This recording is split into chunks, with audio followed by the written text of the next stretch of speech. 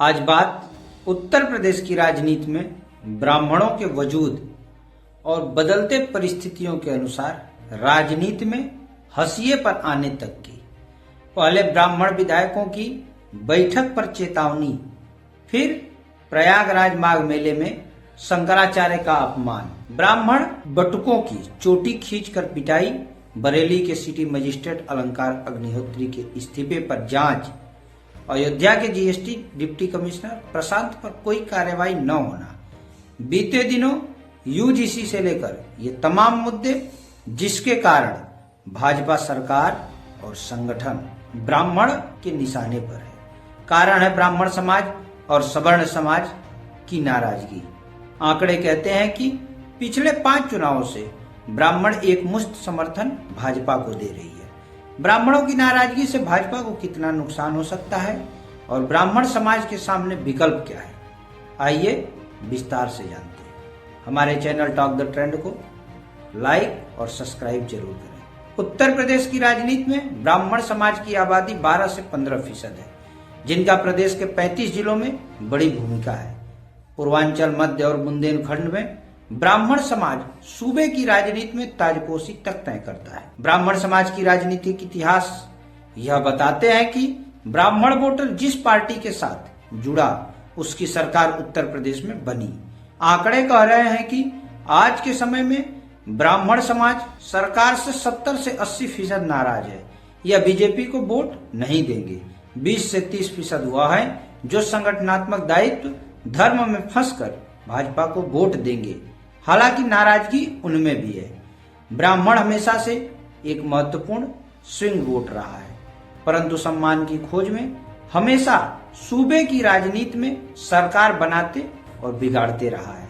देश की आजादी के बाद 1980 तक ब्राह्मण कांग्रेस के साथ रहा।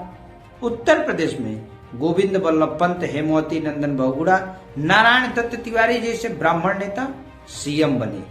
इसके बाद मंडल कमीशन से नाराज होकर राम मंदिर आंदोलन के साथ जुड़कर 1990 में ब्राह्मण बीजेपी की तरफ शिफ्ट हो गए। 91 में 221 सीटों के साथ भाजपा पूर्ण बहुमत से यूपी की सत्ता में आ गई।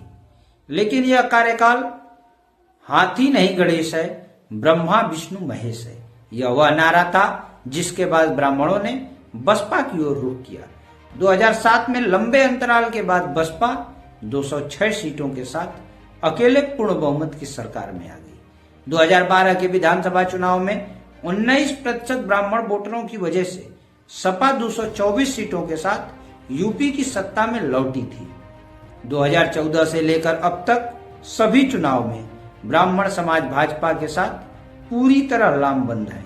Centre of study for the developing society की रिपोर्ट बताती है कि 2017 में 83% और 2022 के चुनाव में 89% ब्राह्मणों का वोट भाजपा को मिला। 2024 में 79% ब्राह्मण का वोट भाजपा को तथा 16 से 17% महागठबंधन को मिला। यह दिखाता है कि ब्राह्मणों का भाजपा से धीरे धीरे मोह भंग हो रहा है।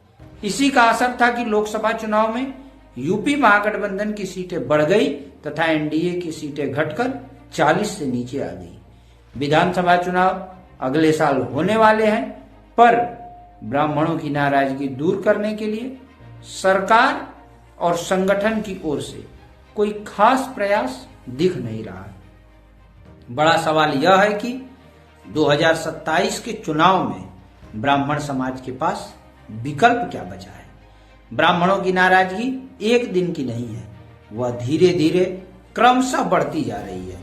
रिपोर्ट कहते हैं कि भाजपा को भ्रम है कि ब्राह्मण कहां जाएंगे, पर परिस्थितियां बदल गई हैं। भाजपा सम्मान की खोज में सपा की ओर रुख कर सकती है। सूत्र तो यह तक बताते हैं कि ब्राह्मणों को लग रहा है कि उनके साथ भेदभाव जानबूझकर हो रहा है।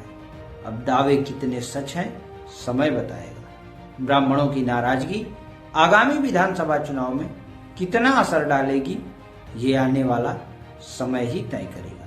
हम फिर मिलेंगे नए विश्लेषण के साथ आपके चैनल टॉक द ट्रेंड पर। धन्यवाद।